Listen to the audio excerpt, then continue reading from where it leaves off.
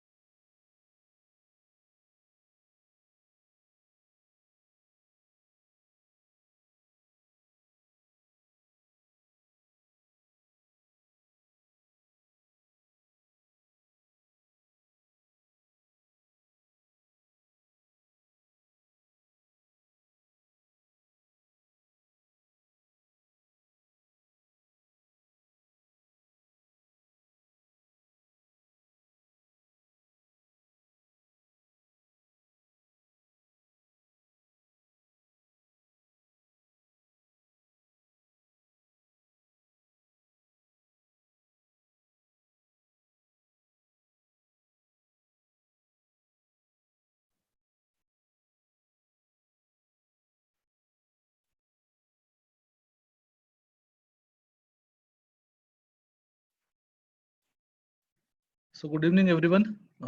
आपण 2च मिनिटात चालू करूया. संदीप सर कनेक्ट होत आहेत, काहीतरी टेक्निकल इश्यू आहे.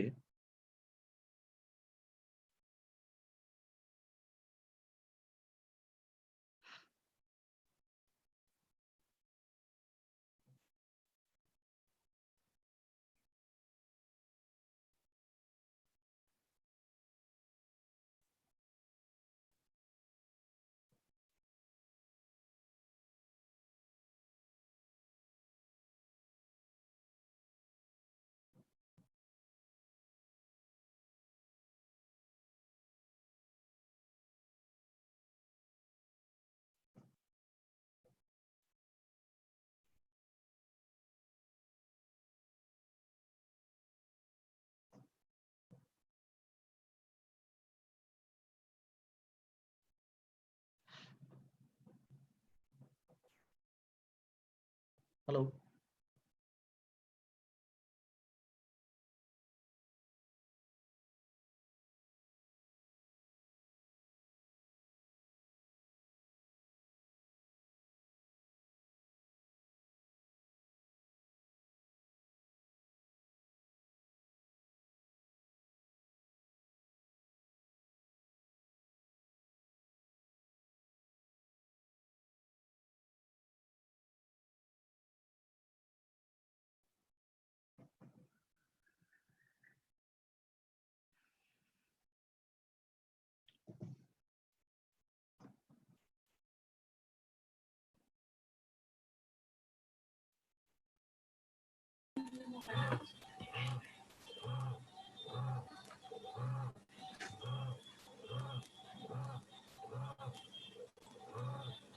Good evening all. आजचा आपला वेबिनार आहे. आपण नवीन ट्रेड मिड कॅप आपण लॉन्च करतोय. एक 5 मिनिटामध्ये आपल्याला संदीप सर कनेक्ट होत आहेत. आता आपण ट्रेड मिड कॅप बद्दल थोडीसे हे करणार. तर आजच्या आपल्या सेशनमध्ये ट्रेड मिड कॅप बद्दल जे डिटेल्स आहेत तर त्याचे शेअर करण्यापूर्वी काही इंटरेस्टिंग डाटा आपल्याकडे अवेलेबल आहे, तो मी तुमच्याशी शेअर करतो. 1 मिनिट.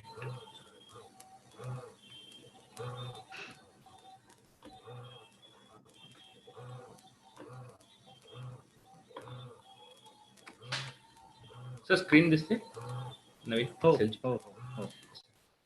तर आपले जे पोर्टफोलिओज आहेत, पोर्टफोलिओ ॲडवायझरी पोर्टफोलिओज आपल्याला लॉन्च करून जवळ 1.5 वर्ष आली. त्या 1.5 वर्षामध्ये आपला परफॉर्मन्स कसा आहे तर याचा हा एक सिनारिओ दिलेला आहे. तर ह्याच्यामध्ये पहिला आहे सगळ्यात स्टार्टचा पोर्टफोलिओ आपण जेव्हा लॉन्च केला नोव्हेंबर 2018 मध्ये ट्रेडसनचे, तर तो आत्ता बघितला तर आता 5% डाऊन आहे अगेन्स्ट निफ्टी 9.40%. म्हणजे हा आपला ट्रेडसनचे पोर्टफोलिओ 4%चा अल्फा जनरेट करतो, प्लस 10% कॅश होल्ड आहे. 50,000 रुपया पोर्टफोलिओमध्ये कॅश अजूनही होल्ड आहे. इथं मार्केटमध्ये काही ऑपॉर्च्युनिटी आलं तर डिप्लॉय होतील त्या अमाऊंट. त्याच्याबरोबर सेकंड पोर्टफोलिओ आहे आपण जानेवारीमध्ये लॉन्च केला, जानेवारी 2019 मध्ये. त्या पोर्टफोलिओचा परफॉर्मन्स बघता आता तो 8.5% परफॉर्म डाऊन आहे, बरोबर निफ्टी 12.5% डाऊन आहे. याही पोर्टफोलिओमध्ये आपल्याकडे 13% कॅश होल्ड आहे. थर्ड पोर्टफोलिओ आपण लॉन्च केला ट्रेड ETF. ट्रेड ETF आपण आता जस्ट मे मध्ये 1 इयर कम्प्लीट झालं आपल्याला. ट्रेड ETF आपला 1 इयर कम्प्लिशन नंतर पोर्टफोलिओ 11% डाऊन आहे आणि त्या कम्पेअरमध्ये निफ्टी जर बघितलं तर 18.95% डाऊन आहे. ओव्हरऑल ह्या पोर्टफोलिओमध्ये सुद्धा 12% कॅश आपण होल्ड केलेली आहे. आणि सगळ्यात लास्टचा पोर्टफोलिओ आपण सप्टेंबर 2019 मध्ये लॉन्च केला, तो आहे ट्रेड विशाल प्युअरली ब्ल्यू चिप्सचा. तर हा प्युअरली ब्ल्यू चिप असूनही हा पोर्टफोलिओ 14% डाऊन आहे आणि त्या कम्पेअरमध्ये निफ्टी इंडेक्स जर बघितला तर 19% डाऊन आहे. तर हा टोटल ओव्हरऑल परफॉर्मन्स मध्ये बघितलं असतं तुम्ही लॉन्चिंग पासून कंटिन्युअसली आपण निफ्टीला आउट परफॉर्म करतो. प्रत्येक सिरीज मध्ये आपण निफ्टीला आउट परफॉर्म केलेलं आहे, प्रत्येक पोर्टफोलिओ आपला आउटकम करतोय.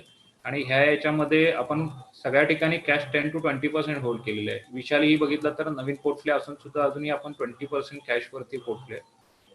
तर याबरोबर आणखीन एक डाटा मी तुमच्याकडे शेअर करतो की ट्रेडसनचे हा पोर्टफोलिओ लॉन्च केल्यापासून प्रत्येक महिन्यामध्ये ज्या इन्व्हेस्टमेंट झालेले आहेत, जे पोर्टफोलिओ क्रिएट झाले, तर तेही आपल्याला इंडेक्स वाईज आउट परफॉर्म करतात आपले पोर्टफोलिओ.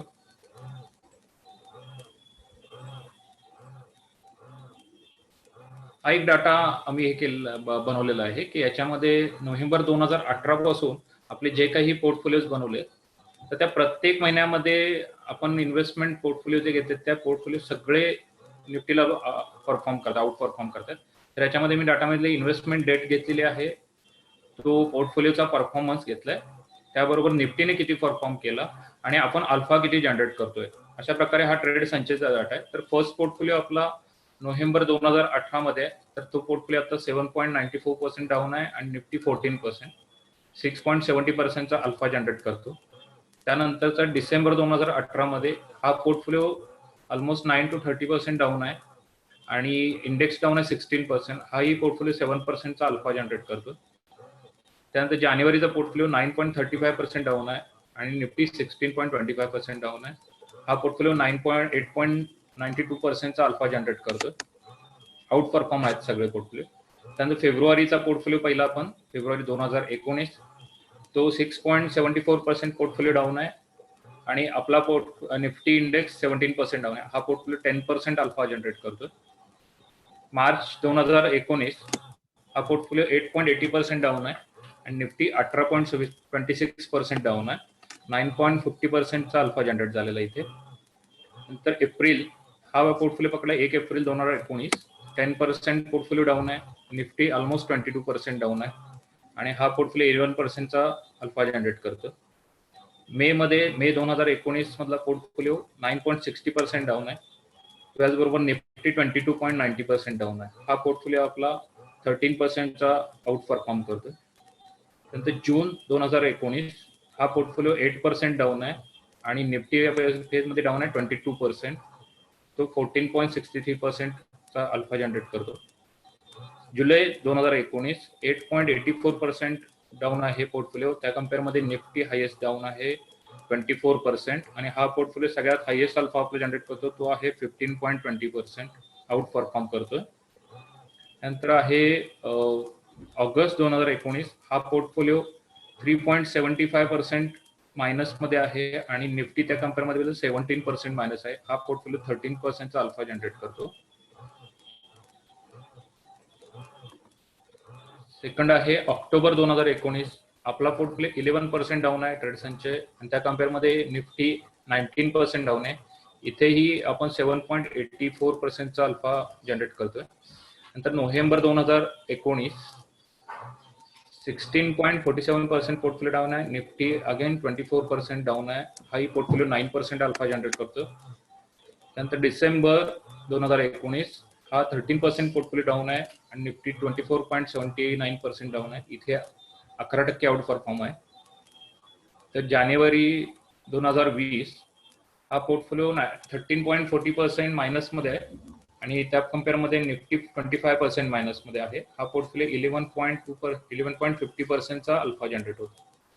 फेब्रुवारी 2020 14.20% मायनस आहे पोर्टफोलिओ. त्याच्या अगेन्स्ट निफ्टी 25.50% मायनस आहे. हा पोर्टफोलिओ 11.32% आउट परफॉर्म करतो. मार्च 2020 -11% आहे आणि निफ्टी -18.80%. हा पोर्टफोलिओ 7.70% आउट परफॉर्म आहे. आणि सगळ्यात लोएस्ट जर बघितला तर मे 2020 या मंथ मधला पोर्टफोलिओ 13 तारखेला जनरेट झालेला हा -0.5% आहे आणि निफ्टी बघितलं तर 3.67%. हा सगळ्यात कमी आउट परफॉर्म करतो. हा पोर्टफोलिओ 2.98% डाऊन आहे. तर या कम्पेअरमध्ये बघितलं असेल की प्रत्येक महिन्यामध्ये इन्व्हेस्टमेंट केलेले सगळे पोर्टफोलिओ आहेत सगळे निफ्टीला आउट परफॉर्म करतात. सगळ्यात लोएस्ट आहे या मंथ मधला. इथे आपण 2.90% अल्फा जनरेट केलेला आउट परफॉर्म आहे निफ्टी आणि सगळ्यात हायेस्ट आहे लास्ट मे महिन्यामध्ये लास्ट जुलै मंथ मध्ये जुलै 2019 इथं आपला 15%चा अल्फा जनरेट झालेला आहे. म्हणजे तुम्ही कोणत्याही पोर्टफोलिओ मध्ये कुठल्याही महिन्यामध्ये इन्व्हेस्टमेंट केली ट्रेडसनच्या मधल्या कोणत्याही महिन्यामधली इन्व्हेस्टमेंट जर घेतली तर कंटिन्युअसली आपण गेली 1.5 वर्ष आउट परफॉर्म करतोय निफ्टी इंडेक्स मध्ये. तर याच्यामध्ये एकच आहे की एक तर डायव्हर्सिफिकेशन, स्टॉक सिलेक्शन, आपल्या एक्झिट पॉलिसी आणि स्टॉक पिकिंग पॉलिसी ह्या खूप इम्पॉर्टंट आहेत. नॉर्मली आपल्या इन्व्हेस्टरचे जर पोर्टफोलिओ बघितले तर बऱ्याचशा वेळा स्टॉक पिकिंग खूप चांगल्या प्रकारे होतं पण एक्झिट आणि प्रॉफिट बुकिंग ह्या गोष्टी होत नाहीत ज्या आपण इथं खूप अग्रेसिव्हली केलेल्या आहेत. त्याच्यामध्ये प्रॉफिट बुकिंग मध्ये टायटन आहे, एशियन पेंट, बजाज फायनान्स या आपण प्रॉफिट बुक केलेले आहेत. काही काही एक्झिट पॉलिसी बंधन बँक पण आपण एक्झिट केला. पण त्यासाठी खूप इम्पॉर्टंट आहे की त्या सेक्टोरल अलोकेशन आणि स्टॉक अलोकेशन हे इथं खूप मेंटेन केलेलं आहे आणि हे सेम फिलॉसॉफी आणि सेम पॅटर्न घेऊन आपण नवीन पोर्टफोलिओ लॉन्च केलेला आहे. कारण ऑलरेडी आपले जे जुने पोर्टफोलिओज आहेत तर त्याच्यामध्ये एक आहे ट्रेड संचय जो मल्टीकॅप कॅटेगरीमध्ये वर्क करतो पण मेजर पोर्शन लार्ज कॅपचा आहे. त्याच्या पाठोपाठ आहे ट्रेड विशाल तो प्युअरली ब्ल्यूचिप पोर्टफोलिओ आहे. त्यानंतर आहे ट्रेड बुद्धी हाही निफ्टी 50 मधला पोर्टफोलिओ असल्यामुळे ब्ल्यूचिप कॅटेगरीमध्ये येतो आणि ट्रेड ETF हा कॉम्बाईन पोर्टफोलिओ मल्टीकॅप कॅटेगरीमध्ये येतो. तो ETF वाईज आहे त्यामुळे त्याला ऍक्टिव्हली प्रॉफिट बुकिंग वगैरे होत नाही. आता त्यासाठी हा मार्केट ऑपॉर्च्युनिटी कॅच करण्यासाठी आणि मार्केट आता 30% डाऊन आहे त्याच्यामधले बरेच काही इमर्जिंग स्टॉक्स असतात ते आपल्या पोर्टफोलिओमध्ये आले पाहिजेत. ह्या हिशोबाने आपण ट्रेड मिडकॅप हा लॉन्च करतो. हा प्युअरली मिडकॅप आहे. ह्याच्यामध्ये फक्त निफ्टी 50 निफ्टी मिडकॅप 50 जो इंडेक्स आहे त्याच्यामधले स्टॉक्स ऍड होतील आणि त्यासाठी आपण हा पोर्टफोलिओ प्युअरली मिडकॅप मध्ये बनवलेला आहे. मी त्याचं तुम्हाला एक डिटेल्स देतो ब्रीफ मध्ये स्टॉक्स काय आहेत आणि कोणत्या प्रकारे वर्क होतात. Just let me start with की बेसिकली ही आयडिया जी जनरेट झाली आपल्याला ऑन ऍडवायझरी प्रोडक्ट्सचे म्हणजे why did we start advisory products. तर आय थिंक ओके. काही पार्टनर्स पण नवीन आहेत आपल्याकडं त्यांना पण हो, ऍडवायझरी हो. प्रोडक्टचा कन्सेप्ट कळू दे पहिल्यांदा. सो मी सगळ्यात पहिल्यांदा हे सांगायचा तुम्हाला एक प्रयत्न करतो की ऍडवायझरी प्रोडक्ट्स सुरू का झाले, आपण सुरू का केले. कारण देर वर various other options available at that point of time also like mutual fund portfolio management मध्ये जरूर का लागली ऍडवायझरी प्रोडक्ट्सची.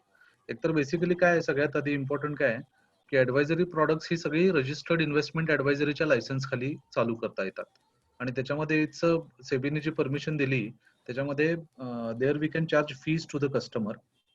आणि ज्यावेळेला हा कन्सेप्ट आला त्यावेळेला आपला पण स्वतःचा म्युच्युअल फंडचा AUM we are ranked at number 1 across all the categories in the last 15 years. We आपला जवळजवळ 40% AUM आहे. टोटल जो इंडस्ट्री AUM आहे कोल्हापूर वगैरेचा त्याच्यामधला 40% AUM आपला एकट्याचा आहे. बट तरी पण आपल्याला याची जरूर का लागली? तर बेसिकली काय व्हायला लागलं की फंड मॅनेजर तिकडे बसून काहीतरी जे काही ऍक्टिव्हिटीज करत असतो त्याची कल्पना आपल्याला येते, पण ती कल्पना 15 दिवसानंतर येते, कारण ज्यावेळेला तो डेटा आमच्याकडे ज्यावेळेला सॉफ्टवेअर मध्ये डाउनलोड होतो आणि सायमल्टेनियसली फंड मॅनेजरला बरीचशी रेस्ट्रिक्शन्स असतात.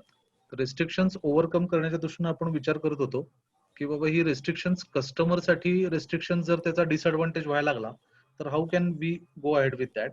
सो त्याच्यानंतर वी केम अक्रॉस की okay we can do something through the advisory licence.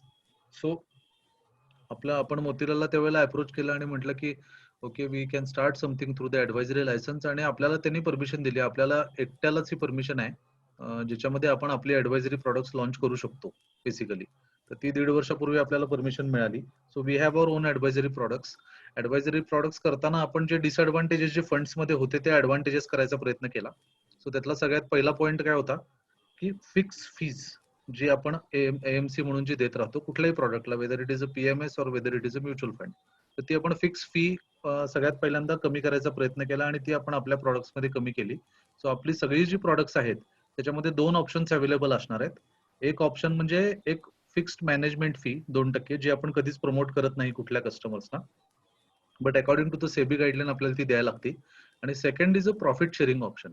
तर प्रॉफिट शेअरिंग ऑप्शन मध्ये काय होतं 0% AMC लागतोय कस्टमरला आणि जो काय प्रॉफिट असेल त्याच्यावरती काही हर्डल रेट असतील तर हर्डल रेट प्रमाणे ते फीज चार्ज होतात. सगळ्यात पहिला आपण याच्यात कन्सेप्ट आणायचा काय प्रयत्न केला म्हणजे 18 months ago when we started our first trade Sanchay this thing, की आपल्याला आपल्याकडची कुठलीही प्रॉडक्ट ही विदाऊट फी असावीत. आणि विदाऊट फी असून त्याच्यामध्ये पार्टिसिपेशन मग नॅचरली काय विदाऊट फी म्हणजे I am talking about AMC म्हणजे फिक्स फी. त्याच्या जागी आपण इंट्रोड्यूस केलं की it should be something like a variable fee, performance fee. म्हणजे काय की कस्टमरला जर तुम्ही समजा 100 रुपये मिळवून दिले त्यातले तुम्हाला कस्टमर 15-20 रुपयाला द्यायला तयार आहे. सो व्हॉट डज दॅट मीन की तुम्हाला, सो आपण पहिल्यांदा सुरुवातीला जी प्रॉडक्ट लॉन्च केली आपल्याला AUM बिल्टअप करायचा होता, आपण आपल्याकडे काही कॉस्ट होत्या त्यामुळे आपण we started off with 20% fee in trade Sanchay. तर 20% म्हणजे काय की समजा एखाद्या क्लायंटने आता याचं मिनिमम तिकीट साईज आपण 5 लाख रुपये ठेवला होता त्यावेळेस होता. 5 लाखाचे समजा 6 लाख रुपये झाले 1 वर्षानंतर, तर ते 1 लाखातले 20,000 we would collect as fees. समजा 5 लाखाचे जर निगेटिव्ह झाले असतील तर there would be no fee and the product and the portfolio would be running without fee, without AMC. आणि ज्या वर्षी कुठल्या प्रॉफिट जनरेट होईल त्या ह्याच्यातला 20% आपण चार्ज करतो. नंतर आपला AUM वाढत गेला. आता I think currently we are something I guess 800 plus clients. Actually आपण या मार्चच्या आसपास आपण 1000चं टार्गेट करत होतो, बट ड्यू टू पॅन्डेमिक आपण थोडंसं स्लो जायला लागलं because our office is close down. तर आय थिंक वी म्हणजे 800 पेक्षा जास्त आपले ऑलरेडी रजिस्टर्ड क्लायंट्स आता झाले त्याच्याकडे. आणि मग आपल्याला जसा जसा कॉन्फिडन्स आला आणि प्रॉडक्टचा परफॉर्मन्स यायला लागला, क्लायंट्स खुश व्हायला लागले की ओके आम्हाला हे पटतंय तुमचं. त्यानंतर we started off rolling off with new products in the pipeline. So basically काय होता याच्यातला ऑब्जेक्टिव्ह हा होता त्यावेळेला की फिक्स्ड AMC फी लागू नये कस्टमरला. दुसरी गोष्ट जो डीमॅट अकाउंट वरती क्लायंटचा कचरा माल जो पडलेला असायचा, ज्याला आपण कचरा म्हणतो बट त्यांना तो कचरा वाटत नाही, त्यांना तो चांगला स्टॉक वाटत असतो बिकॉज त्यांची सेंटिमेंट्स इन्व्हॉल्ड असतात त्याच्यामध्ये. तर या सेंटिमेंट्स मध्ये जे इन्व्हॉल्ड असतात आणि ते स्टॉक्स परत कधीच विकू शकत नाहीत आणि फायनली त्यांचे सगळे स्टॉक्स आहेत ते 52 वीक लोच्या टेबलमध्ये दिसत असतात त्यांना. 52 वीक हायच्या टेबलमध्ये त्यांचा एखादा पण स्टॉक त्यांना सापडत नाही बिकॉज तिथं टेंडन्सी काय असते की चांगले स्टॉक आहेत ते विकून टाकतात आणि वाईट स्टॉक जे खाली गेलेले असतात, जे ऍक्च्युली वाईट असतात पण त्यांना ते पटत नाही आणि ते स्टॉक्स ते होल्ड करत असतात. सो फायनली मग जर आपण बघायला गेलो तर असं लक्षात आलं की अरे यार क्लायंटचा पोर्टफोलिओ तर चांगला नसतोच, तो काही घेतो आणि तो त्याच्यामध्ये आता इन्फ्रास्ट्रक्चर स्टॉक असतील, आता आता आता ह्या बियर रन नंतर तुम्हाला असं पण दिसेल की people are holding all NBFC stocks की जे खूप खाली गेलेले आहेत. त्यावेळेचे सगळे स्टॉक्स इन्फ्रास्ट्रक्चर स्टॉक्स होते किंवा पॉवर कंपनीज होत्या किंवा ह्या सगळे स्टॉक्स म्हणजे सुझलॉन असेल, अजून बऱ्याचशा कंपनीज ज्या कधी वाढणार नाहीत, रिलायन्स ग्रुप आहे, अनिल अंबानी ग्रुप आहे, ह्या सगळे स्टॉक्स क्लायंटकडे सापडतात. तर त्याचा आपला उद्देश होता की हे सगळे स्टॉक्स कन्वर्ट करून एक क्वालिटी पोर्टफोलिओ क्लायंटला दिला जावा. त्याच्यामध्ये आपण काय केलं की आपण एक इन्व्हेस्टमेंट कमिटी फॉर्म केली.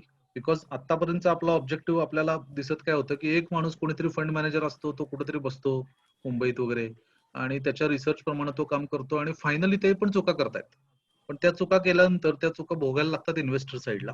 आणि कुठला तरी स्मॉल कॅप फंड असेल, मिड कॅप असेल किंवा रादर पीएमएस असेल किंवा अजून काय असेल, मल्टी कॅप फंड असेल.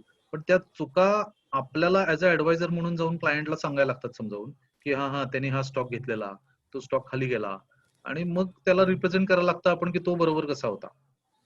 म्हणून इथं आपण तो ऑब्जेक्टिव्ह जो जो तिथं जो बेसिक जो लॅग होता तो काढण्यासाठी आपण एक कमिटी फॉर्म केली. तर कमिटीमध्ये बेसिकली 4 लोकांची कमिटी असते, ही इन्व्हेस्टमेंट कमिटी आपण त्याला म्हणतो. म्हणजे याच्यामध्ये there is no single person who can take a decision on what stock to buy and what stock to sell. तर या सगळ्या याच्यामध्ये जी कमिटी आहे त्याच्यामध्ये मी आणि संदीप सर दोघं आम्ही आहोत आणि मुंबईची आम्ही 2 रिसर्च साईडची टीम मधले आपले रिसर्च हेड्स दोघं आहेत. त्याच्यावरती आपण म्हणजे I am telling you what philosophy is applied here. तर हे सगळं करताना आपण ही 4 लोकांची कमिटी फॉर्म झाल्यानंतर मग ऍक्च्युअली स्टॉकची बास्केट किंवा स्टॉकचं सिलेक्शन होतं आणि there is a regular review continuous बेसिसवरती.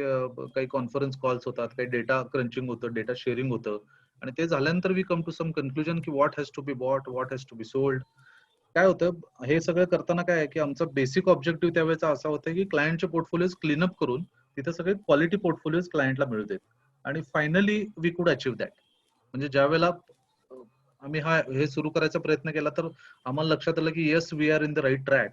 तर आम्ही पहिल्यांदा जो डेटा शेअर केला ट्रेड संचयचा, तर तो डेटा ज्या वेळेला आम्ही अनालिसिस करायचा प्रयत्न केला त्यावेळेला आम्ही काय केलं, प्रत्येक महिन्यामध्ये जो नवीन क्लायंट इंट्रोड्यूस झालेला होता संचयमध्ये, तो कुठला फर्स्ट जो क्लायंट इंट्रोड्यूस झाला होता तो घेतला. Because this is actual performance. काय होतं, मॉडेल परफॉर्मन्स दाखवणं आणि ऍक्च्युअल परफॉर्मन्स दाखवणं याच्यात फरक आहे. आपण ऍक्च्युअल परफॉर्मन्स दाखवलाय. ऍक्च्युअल परफॉर्मन्स मध्ये आपण क्लायंट कोड सकट तो क्लायंट उचलला आणि त्याला आपण डायरेक्टली त्याच्या बेंचमार्क बरोबर कम्पेअर केलं. सो त्या बेंचमार्क बरोबर कम्पेअर केल्यानंतर असं लक्षात आलं की कुठल्याही महिन्यामध्ये मागच्या 18 महिन्यात जर आपल्याकडे कस्टमर आला असेल तर त्याला आपण त्याच्या पर्टिक्युलर बेंचमार्कला बीट केलंय. म्हणजे पर्टिक्युलर बेंचमार्क त्याचा निफ्टी 50 होता, त्याला आपण बीट केलंय.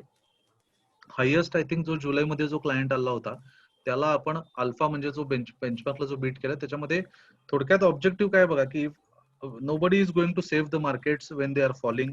The markets are going to fall when the markets are going to go up. The nobody can be a hurdle. Markets वरतीच जाणार आहेत. खाली जात असताना आपण जर का त्या पर्टिक्युलर बेंचमार्क पेक्षा खाली जात असताना आपण जर कमी खाली गेलो तर आपण क्लायंटला जाऊन सांगू शकतो की ओके, बेंचमार्क 20% खाली गेला किंवा आता 30% मार्केट खाली आहे, बट आपला पोर्टफोलिओ 7% खाली आहे, 8% खाली आहे. Client appreciates that. तो म्हणतो ओके फाईन, नो प्रॉब्लेम. तुमचा पोर्टफोलिओ फक्त 8% खाली आहे पण इंडेक्स 30% खाली आहे. तसंच सायमल्टेनियसली जर वाईस वर्सा जर मार्केट 8% वाढलंय आणि जर तुमचा पोर्टफोलिओ 20% वाढला असेल तर it can be a pat of appreciation to from the customer की ओके, मार्केट 8% वाढले पण तुमचा पोर्टफोलिओ 20% वाढलाय. Client pays us happily. त्यामुळे हे सगळे डिसएडव्हान्टेजेस आपण ऍडव्हान्टेजेस मध्ये कन्वर्ट करायचा प्रयत्न केला आणि we are happy that in the last 18 months we could do something what we had in mind in terms of advising the customer. त्यामुळे हा संचयचा जो पोर्टफोलिओ जो तुम्हाला आता दिसतोय त्याच्यामध्ये Ram initially was telling you की why there is outperformance. I will tell you why there is outperformance. तिथं काय बघा, basically I will tell you how the research happens here. Research happens clearly on Ramdevji's philosophy which is QGLP. But त्याला काही 100% ती philosophy जरी असली तरी ती स्टॉक सिलेक्शनला ती फिलॉसॉफी वापरली जाते. इतर फिलॉसॉफीज ज्या काय आहेत त्या पर्टिक्युलर एक्सपिरियन्सने वापरल्या जातात ह्या पर्टिक्युलर इन्व्हेस्टमेंट कमिटीच्या. त्यामुळे QGLP मध्ये इम्पॉर्टंट काय, first Q denotes quality. So what is quality? Quality is quality of the management. एक इम्पॉर्टंट फॅक्टर याच्यात काय माहितीये का की मॅनेजमेंट कितीही वाईट चांगली असेल आणि जर का बिझनेस तुमचा वाईट असेल समजा, म्हणजे बिझनेस मॉडेल खराब आहे आणि मॅनेजमेंट चांगली आहे, तर मॅनेजमेंट ती बिझनेसची पॉलिसी जे काय किंवा बिझनेस मॉडेल आहे ते रिकव्हर करून तुमची कंपनी प्रॉफिटमध्ये आणू शकते आणि ती company can be become from a bad company to a good company. Simultaneously if the management is bad and however good the business can be. म्हणजे मॅनेजमेंट चांगली नाही आहे पण धंदा चांगला आहे, म्हणजे धंदा मोनोपोली आहे, बिझनेस चांगला आहे, तर you will find in over the period तो धंदा जो काय आहे तो कंपनी जी गुड कंपनी असते ती गुड बनणं खालीच्या बॅड कंपनीच्या कॅटेगरीत ती यायला चालू होती. टिपिकल कंपन्या तुम्ही या सगळ्या बघा पीएसयूज आहेत आपल्याकडे.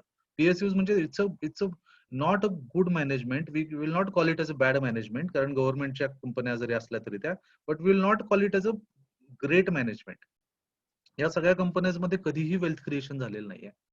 वेल्थ क्रिएशन जी व्हायला पाहिजे होती आतापर्यंत ह्या सगळ्या मोनोपोली कंपनीज आहेत, ऑइल कंपनीज आहेत, गव्हर्नमेंटकडे हे सगळे नवरत्नच आहेत. बट वेल्थ क्रिएशन शेअर होल्डरला काय झालं आजपर्यंत? काही नाही मिळालं because share holders are unhappy because 10 वर्षापूर्वीचा एसबीआयचा भाव अजून पण तेवढाच आहे. So when you talk about Q denotes quality of the management. Quality of the management म्हणजे काय की मॅनेजमेंट बिझनेस मध्ये कितपत इन्व्हॉल्ड आहे, मॅनेजमेंट नुसती नावाला आहे का, मॅनेजमेंटने त्यांचे शेअर्स प्लेज करून त्याच्यावर डेट क्रिएट केले का, मॅनेजमेंट ते एफिशियंटली रन करते का company. So this everything of that Q is quality. Quality सगळ्यात महत्वाची आहे आपल्या दृष्टीनं. Quality of the management, quality of the business. कारण मॅनेजमेंटची क्वालिटी असेल तर बिझनेसची क्वालिटी चांगली राहील. देन जी डिनोट्स बेसिकली काय एखादी कंपनी जी आहे जी 2008 ला समजा 1000 कोटीचा पॅट करत होती आणि आता 2020 ला पण ती समजा 1200 कोटीचा पॅट करते, तर ती कंपनी फक्त 20% ग्रो केलंय कंपनीने या 10 वर्षामध्ये और 12 वर्षामध्ये. सो अॅन्युअलाइज जर तुम्ही कंपनीचा ग्रोथ रेट बघितला through an EPS or through this thing, तर it comes to merely 2%. So is this a good company to hold? तर बेसिकली या ह्याच्यामध्ये आयडेंटिफाय करताना आम्ही अशा कंपनीज आयडेंटिफाय केल्या आहेत की that companies have the potential to grow by 20% on the ROE. कारण काय, if the company can grow then जर का if I have some good money with me, then only I can run my company. Otherwise the company will be just stable. म्हणजे मग आणि finally काय बघा, finally stock prices have to are like stock prices are slaves of earnings. म्हणजे earning कंपनीचं ज्या proportion मध्ये वाढेल किंवा ज्या प्रपोर्शन मध्ये कमी होईल, फायनली स्टॉक प्राइजेस त्याच्याप्रमाणेच चालणार आहेत. There would be some short term deviations in that in between. Short term मध्ये एखादा स्टॉक रिझल्ट चांगले येऊन सुद्धा खाली जातो, चांगले रिझल्ट येऊन सुद्धा, किंवा एखादा स्टॉक रिझल्ट खराब येऊन सुद्धा वाढतो. बट फायनली काय, फायनली त्याला जर तुम्ही लॉंगर टर्म कर्व बघितला त्याचा किंवा ग्राफ बघितला की तुम्ही बिलो 1 इयर बघितला तर तुम्हाला खूप डेव्हिएशन दिसतील. बट तुम्ही जर त्याचे जर अॅन्युअल ग्राफ्स काढले अर्निंगचे आणि प्राइसचे, तर यू विल सी की दोन्ही ज्या ग्राफच्या लाईन्स आहेत त्या बऱ्यापैकी आयडेंटिकल चालतात. म्हणजे याचा अर्थ काय, earning becomes very important in terms of identifying a stock. So आपल्याला काय पाहिजे की अर्निंग्स आपल्याला स्टॉकचं पाहिजे. पण आता अर्निंग मध्ये बघा एक फॅक्टर इम्पॉर्टंट काय की एखादी खूप चांगली कंपनी आहे, ती चांगलं अर्निंग पण करते आहे, but that company has a huge debt on the balance sheet. So normally काय होतंय की जर debt will eat up whatever profits they have, ते सगळं डेट इट अप करत जाणार. सो आपण याच्यामध्ये ज्या वेळेला आयडेंटिफाय करतो की जी म्हणजे ग्रोथ वाली जी कंपनी आहे, तर we prefer companies which are on zero debt or low debt or companies which don't borrow for long term. त्यामुळे ह्या जी मध्ये आपल्याकडे अशा प्रकारची आपण ग्रोथ ट्रॅजेक्टरीवाल्या कंपन्या आयडेंटिफाय करतो की ज्या कंपनीज वरती डेट नाही आहे किंवा झिरो डेट आहे किंवा लो डेट आहे किंवा शॉर्ट टर्म साठी हे लोक डेट घेतात. कारण काही सीझनल प्लेयर्स असतात. सिमेंट आहे, समजा सिमेंट स्टॉक करायचंय, तर सिमेंट स्टॉक करण्यासाठी रॉ मटेरियल जास्त पाहिजे, समजा मॉन्सून आहे समोर, तर त्यामुळे कंपनीला काही वेळेला कॅश फ्लोच्या रिक्वायरमेंटसाठी काही कंपनी टेम्पररी बॉरो करते. But after the monsoon is over, Wien the stock is being sold again, ते डेट रिपे केलं जातं. So this is called short term borrowing. So short term borrowing is okay for us. नंतर L is what? L is longevity. Longevity मध्ये काय होते की basically we try to identify such companies which have a good background, म्हणजे QG. त्याच्यानंतर L मध्ये काय होतं की हे जे बिझनेस मॉडेल आहे, हे बिझनेस मॉडेल पुढची 10 वर्ष, 15 वर्ष, 20 वर्ष चालेल का? आता अर्थात याला दुसरी एक गोष्ट काय आहे की हे बिझनेस मॉडेल चालेल का नाही ह्याच्यासाठी मॅनेजमेंटची विजन पण इम्पॉर्टंट आहे. त्याचे त्यांचं प्राइसिंग ऑफ दी प्रॉडक्ट पण इम्पॉर्टंट आहे, त्यांचं स्केल इम्पॉर्टंट आहे. तर ह्या सगळ्यासाठी management plays a important role. But still L is very important in terms of longevity of that company, की ती कंपनी 10-15 वर्ष, 20 वर्ष इथून पुढे चालेल का? तर त्या कंपनीज आपण आयडेंटिफाय करायचा प्रयत्न करतो एल मध्ये. आणि त्याच्यात बघा बेसिकली काय आहे की no one knew that Nokia will be bust. नोकियाला ओव्हरटेक केलं ब्लॅकबेरीनी, ब्लॅकबेरीला ओव्हरटेक केलं ऍपलनी. तर कुठं ना कुठं तरी इथं आता नोकियाच्या ह्याच्यामध्ये तुम्ही जर वाचलं असेल तर you you would have read also की नोकियाची मॅनेजमेंट म्हटली की आम्हाला हे सगळं it was too fast for us आणि आम्हाला कळलंच नाही काय आहे ते, की आणि finally we were out of business. तर this can happen. So longevity मध्ये काय आहे की we try to identify good and scalable companies की ज्यांच्याकडे ती लॉन्जेव्हिटी राहू शकते.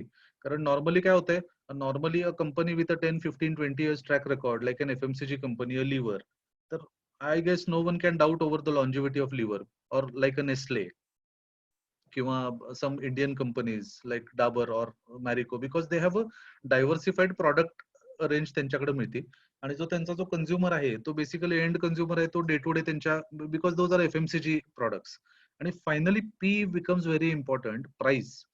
तर पी मधला प्राइसचा इम्पॉर्टंट काय आहे की प्राइस मध्ये एक इम्पॉर्टंट गोष्ट काय आहे की at what price you are buying will determine what returns you are going to get. सगळं समजा ठीक आहे, QGL सगळं मला मिळालं आणि मला पी हा जो फॅक्टर आहे, ह्या पीच्या फॅक्टर मध्ये मला नाही कळालं की at what price I want to buy. So probably if I buy at a expensive valuation, ठीक आहे, मला रिटर्न्स मिळतील एक्सपेन्सिव्ह व्हॅल्युएशनला घेतल्यानंतर सुद्धा, like DMart is quoting at 80-90 PE. So असं नाही की 90 PE ला गेल्यानंतर सुद्धा डीमार्टला रिटर्न्स मिळणार नाहीत लोकांना. सो रिटर्न्स मिळतील, बट डीमार्ट 2300 घ्यायचा का 1300 रुपयाला घ्यायचा. सो 1300 रुपयाला जो कोणी घेईल तो म्हणेल की okay I got 100% returns in DMart. 2300 रुपयाला जो कोणी घेईल त्याला कदाचित पुढची 3 वर्ष थांबायला लागेल 3000चा भाव बघायला.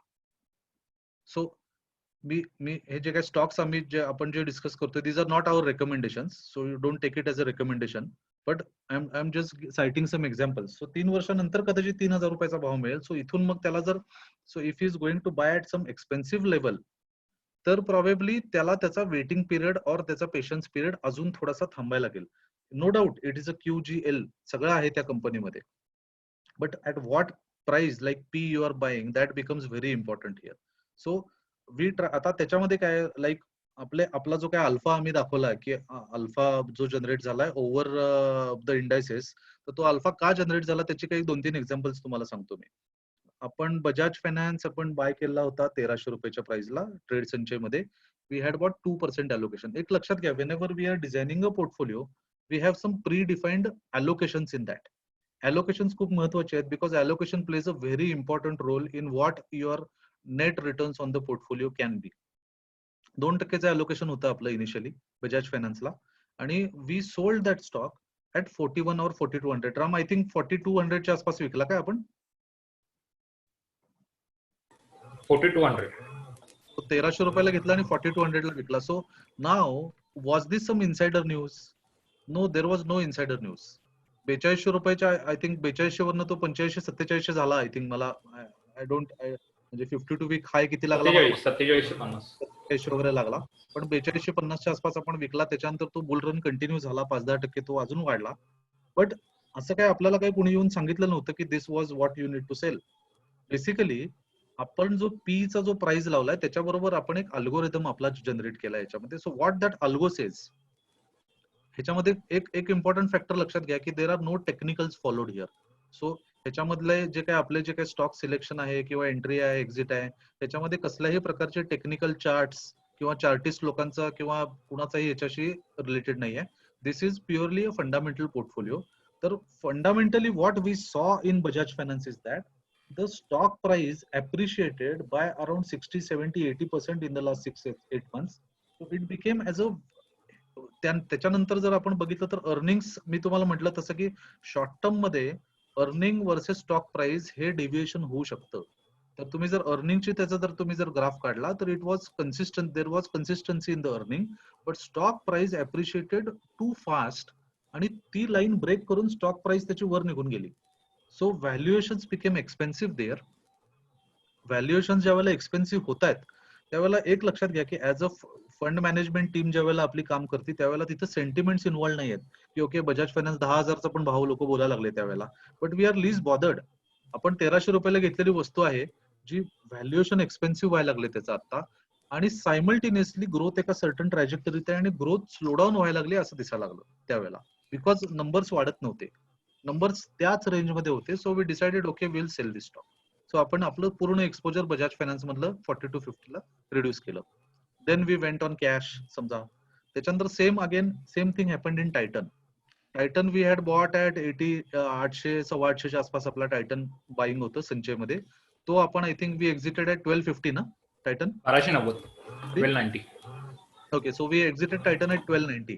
टायटन मध्ये पण सेम केस झाली. टायटन मध्ये हळूहळू थोडंसं त्यांचं डेट वाढायला लागलं because there was some cash flow requirement which was coming. त्याच्यानंतर त्यांचं जे काय ग्रोथ होती ती ग्रोथ एका सर्टन पिरियड मध्ये स्टकअप होत होती. इकॉनॉमी वॉज नॉट डुईंग वेल आणि बेसिकली त्यांना नवीन नवीन प्रॉडक्ट्स लॉन्च करायची होती, बट दे हॅडंट दॅट तेवढा वेळ त्यांच्याकडे द्यायला तेवढा वेळ नव्हता. आणि फायनली जर ओव्हरऑल जर बघितलं तर ग्रोथ एका सर्टन लेवलला स्टकअप होती. स्टॉक प्राइस 50, 60, 70% अप्रिशिएट झाली त्या पर्टिक्युलर इयर मध्ये. So we thought that this is the right time to sell Titan. So we exited Titan. आता रिसेंटली जे लोक ट्रेडसनचे ज्या क्लायंट्स चे होल्ड करतायत त्यांनी जर बघितलं असेल तर मागच्याच वीक मध्ये आपण टायटन परत रिएंटर केलाय 810-820 रुपयाच्या आसपास. So why did we reenter? 1209. बघा, एकदा स्टॉक विकल्यानंतर आपण काय त्या स्टॉक मधनं कायम बाहेर पडलेलं नाहीये. इफ बिकॉज तो बेसिकली QGL मध्ये बसणारा स्टॉक होता. बजाज फायनान्स पण QGL मध्ये बसणार आहे. P is price which is more important for us. So we again reenter Titan at let us say आता 825. आय डोंट नो 100-200 रुपये तो इथून फॉल होणार आहे, 10% फॉल होणार आहे, 20% फॉल होणार आहे, I don't know. But that stock fits our philosophy and we want to buy that stock at the right price. That is very important for us. Probably असं काही नाहीये की परत 1200 रुपये झाला म्हणून तो आपण विकला किंवा विकणार आहे, असं पण काही नाहीये. ज्या वेळेला we find that our investment philosophy जी QGLP आहे त्याच्यामधली काही पॅरामीटर्स जर उलटी व्हायला लागली, QGLP च्या अगेन्स्ट जायला लागली, तर we will not wait but we will exit those stocks. आपल्याकडं हे दोन जसे तुम्हाला मी एक्झाम्पल सांगितले तसे वी हॅड बॉट NBCC. तर NBCC आपण थांबलेलो वर्ष दीड वर्ष, we were holding that stock. But it's a government company, it was a debt free company. गव्हर्नमेंटचं कॉन्ट्रॅक्टिंग करणारी फिक्स्ड इन्कम फिक्स फी मिळते त्याला, काय नाही, no risk on the company. But again म्हणजे जो मॅनेजमेंटचा जो पॉइंट होता, nobody wants that company to grow. म्हणजे मॅनेजमेंटला ती कंपनी ग्रोथ व्हायला पाहिजे असं नाहीच आहे. असं दिसतंय 60-70 रुपयावरनं तो स्टॉक आता 15 रुपयावरती आलाय. आपण आय थिंक एक्झिट केला काहीतरी 22-25 रुपयाला आम्ही एक्झिट करून टाकलं शेवटी. Because no one is worried about that particular stock. जरी ते त्या फिलॉसॉफीत बसत असला तरी ती मॅनेजमेंट काहीच ऍक्शन घेत नाहीये. Management doesn't want that the company should grow. So finally we exited out of that stock. So जो काय आउट परफॉर्मन्स आपल्याला जो बघायला मिळाला आहे की तो outperformance is because of buying probably at the right time, holding good quality. So this is not a trading portfolio. Trading portfolio मध्ये कंटिन्युअसली बाय सेल होत असतं. ह्याच्यामध्ये जे स्टॉक्स आपण जे घेतलेले आहेत ते 80% ऑफ द स्टॉक्स जे सुरुवातीच्या दिवशी घेतलेत आपण ते आज पण आपल्या पोर्टफोलिओत आहेत. आय थिंक 80 पेक्षा जास्त असतील, 85 असतील. सो पी वरनं तुम्हाला मी सांगतो, नेस्ले नवीन येणाऱ्या क्लायंट्सना ट्रेड संचयमध्ये we were not buying because Nestle was very expensive. So very एक्सपेन्सिव्हचा अर्थ असा नाही की जुन्या क्लायंट्सना पण आपण विकून टाकतोय. We were holding for old clients because old क्लायंटचा आपला ऍव्हरेज नेस्लेचं 10,000 रुपयाचं ऍव्हरेज होतं. We had bought Nestle at 10,000 rupees in older portfolios आणि तो 17-18 हजार रुपये झाला होता नेस्ले. सो नवीन येणाऱ्या क्लायंटला नेस्लेचं आय थिंक वेटेज आपलं या पोर्टफोलिओमध्ये it was something in the range of 3% आपलं वेटेज होतं. तर नवीन येणाऱ्या क्लायंट्सना आपण नेस्ले घेत नव्हतो फॉर द सिम्पल रिझन की it was very expensive but not to be sold. मग आपण काय केलं, वी हॅव अन अल्गो. त्याच्या अल्गोमध्ये we were waiting for our price to come. तर आपल्याला आपली प्राइस कधी मिळाली, आय थिंक 13,000 13,500च्या आसपास, ज्यावेळेला नेस्ले या लॉकडाऊनच्या आधीचा जो फॉल झाला आपला, म्हणजे जो पहिला फॉल झाला त्याच्यामध्ये वी गॉट नेस्ले 13,500. आणि ज्यांची कॅश मेंटेन केली होती पोर्टफोलिओमध्ये we could buy Nestle for them. आता नेस्ले जर 13,000 13,500 वरनं परत 17,000 झाला तर तेवढा अल्फा आपल्याला जनरेट होतो because we are buying the right quality stock at probably the right price. आणि आता ऍव्हरेजेस जर आपण बघितले तर ऍव्हरेज पोर्टफोलिओमध्ये आपल्या आय थिंक संचय वी आर होल्डिंग 7-8% कॅश आता संचयमध्ये आहे. विशालमध्ये हायेस्ट आपल्याकडं कॅश आहे. बाकीच्या ETF मध्ये आपल्याकडं एक खूप चांगला सुंदर ट्रेड आपला झाला ETF मध्ये.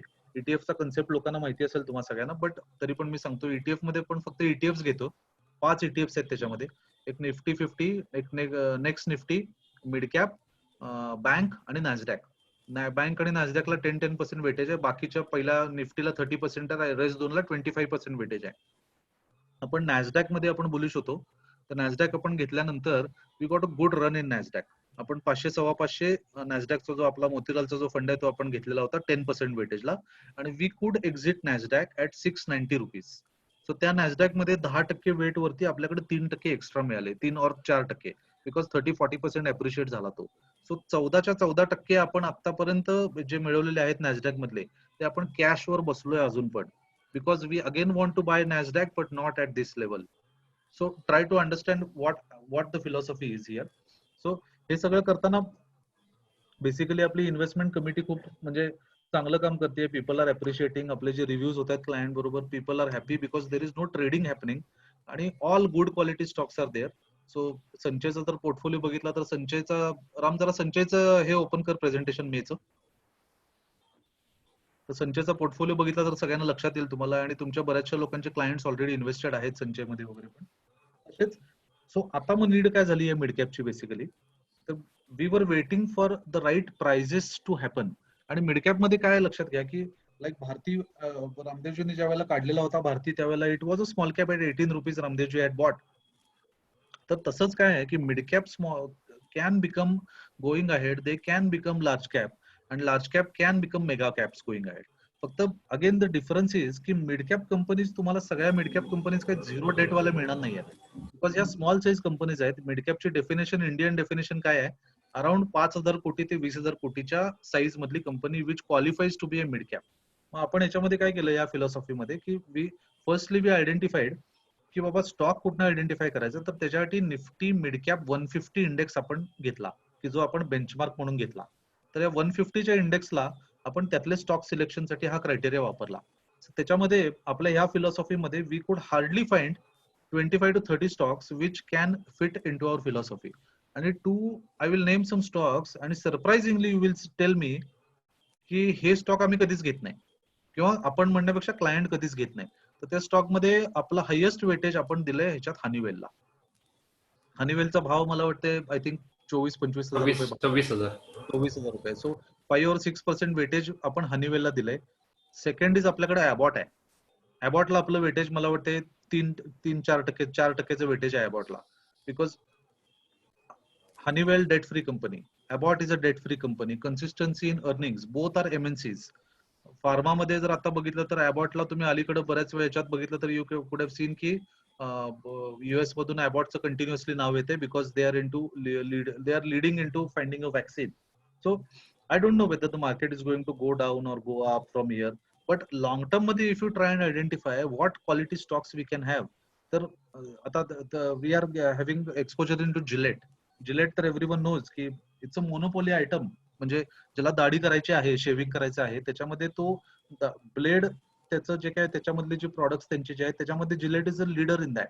So we have tried and identified all such companies like Honeywell, Abbott, Gillette, Alembic pharma. We got a good run actually. Alembic pharma 550-600 वरनं. सो फार्मामध्ये जर तुम्ही बघितलं तर फार्मामध्ये we have Abbott, we have Alembic आणि we have Eris life sciences. हे 3 companies फार्मामध्ये आहेत. नंतर FMCG म्हणजे स्पेशलाइज्ड FMCG मध्ये वी हॅव जिलेट. नंतर ऑटोमेशन आणि लाईक इन्फ्रास्ट्रक्चर टेक्नॉलॉजी रिलेटेड जे स्पेशलाइज्ड हे आहे त्याच्यामध्ये वी हॅव हनीवेल. ऑटोमोबाईलचं जे OEM म्हणजे जे what you auto ancillaries you can say, so there we have Endurance technology, so त्याच्यामध्ये सॉफ्टवेअर रिलेटेड आहेत. नंतर देअर समथिंग केमिकल्स मध्ये we have Vinati organics, oil मध्ये वी हॅव कॅस्ट्रॉल, गॅस मध्ये we have Indraprastha आणि महानगर गॅस, IT मध्ये technology मध्ये we have L&T technology, L&T Infotech आणि हेक्झावेअर. देन मीडिया मध्ये we have Sun TV, FMCG मध्ये we have Bata. So all these are known companies, but again there is a weightage. ते weightage तेवढं घ्यायला पाहिजे. तर weightage घेतलं आणि जर प्रॉपरली एंट्री एक्झिट करू शकलो with good quality stocks. So ही पहिल्यांदा बास्केट बनल्यानंतर आपण त्याचं बॅक टेस्टिंग पण केलं की ओके ही जी बास्केट बनवली आपण, कारण सुरुवातीला कुठलाही प्रोडक्ट पोर्टफोलिओ लॉन्च करताना बॅक टेस्टिंग करणं महत्वाचं आहे आणि बॅक टेस्टिंग करायला लागतं आपल्याला. It's a need of the compliance requirement also. So back testing मध्ये काय दिसलं, शीट आहे बॅक टेस्टिंगची? येस सर, दिसते सर. हो. सो बॅक टेस्टिंग मध्ये if you see 1 year returns of Nifty midcap are 35% negative versus portfolio down by 23% back testing मध्ये. 3 वर्षाचा परफॉर्मन्स काढला तर हाच पोर्टफोलिओ 20% अप आहे against Nifty midcap down by 32%. आणि 5 वर्षामध्ये मिडकॅप डाऊन आहे 10%, but this portfolio is up by 77%. So ह्याच्यात आपला ऑब्जेक्टिव्ह काय आहे की we want to beat the indices on a continuous basis and try to be into good quality portfolio. तर this was the objective. म्हणजे मी तुम्हाला objective पण explain केला की ऍडवायझरी प्रॉडक्टचा ऑब्जेक्टिव्ह काय आहे. आणि फॉर्च्युनेटली आता कसं आहे, तो कॉन्फिडन्स लेवल सगळ्यांची वाढली आहे. सो डायरेक्ट चॅनल मध्ये आमच्या advisory portfolios are being sold full time. म्हणजे to be very honest and precise, आम्ही म्युच्युअल फंडचा जो इक्विटी पोर्शन आहे तो सगळा इकडे रिप्लेस करून टाकलाय. सो आता म्युच्युअल फंडचा जो आमचा इक्विटी पोर्शन आहे that comes only through SIP. बाकी जे लमसम येणारे पैसे आहेत कस्टमरचे ते सगळे ऍडवायझरी प्रोडक्ट्स कडे जातात. मिड बी संचय, वृद्धी, विशाल, ETF आणि याच्या पुढे मिड कॅपच्या पोर्टफोलिओ येतील हे सगळे. So I think this was from my side. आणि सर जॉईन झालेत ना? आहेत सर. हॅलो. येस, तू आहेस, ऑडिबल आहेस. आहे. नाही, I have nothing to add. समीरनं व्यवस्थित इलॅबोरेट टोटल सांगितलंय. आय थिंक आम्ही तर सगळेजण त्याच्यात एकदम बुलिश आहे. आम्ही अग्रेसिव्हली करतोय पण सगळे. सो आपले पार्टनरच मला वाटतं एवढं अग्रेसिव्हली करत नाहीत. पण माझा सगळ्यांना ऍडवाइस आणि अगदी आग्रहाने मी सांगतो की यू मस्ट डू इट. कारण ह्याचे लॉंग टर्म रिझल्ट एकदम चांगले येणार. म्युच्युअल फंडच्या फंड मॅनेजरची क्रेडिबिलिटी अजिबात राहिलेली नाही असं माझं तर पर्सनल मत आहे. आणि त्यांना लॉंग टर्म मध्ये जर तुम्ही बघितलं तर म्युच्युअल फंड कॅनॉट परफॉर्म. इथं पूर्ण ट्रान्सपरन्सी आहे आपल्या पोर्टफोलिओची आणि आपली फिलॉसॉफी तुमच्या समोर आहे काय आहे ती. So I think you should continue with the investing in this products. मला एवढं ऍड करायचं कारण समीरनं आता भरपूर इलॅबोरेट केले तुम्हाला. मी परफेक्ट सांगेल त्याला what ever is required. Ram, तुला सांग काय असलं तर ऍड करायचं.